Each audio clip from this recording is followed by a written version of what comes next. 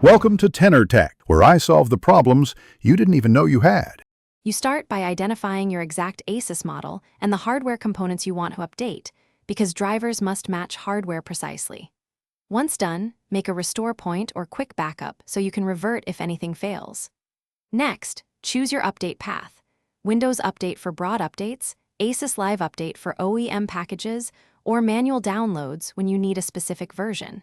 Each method has trade-offs in convenience versus control, so pick one that fits your risk tolerance. You download drivers from Asus support or extract vendor packages after choosing the correct operating system and architecture. That prevents mismatches. Before installing, inspect the version number and release notes so you know what fixes or changes you're applying. Check checksums when offered to verify integrity. Then, close background applications, uninstall conflicting drivers if recommended, and temporarily disable antivirus only if the installer is blocked. Doing so reduces installation errors and ensures a clean update environment.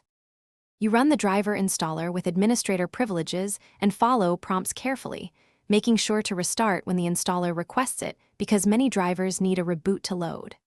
After reboot, verify success in Device Manager by checking driver version, date, and device status. Test functionality for any regressions.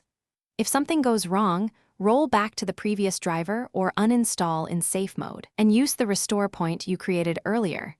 That single troubleshooting step often resolves driver conflicts quickly and safely. Thanks for watching. Subscribe to keep your life in tune.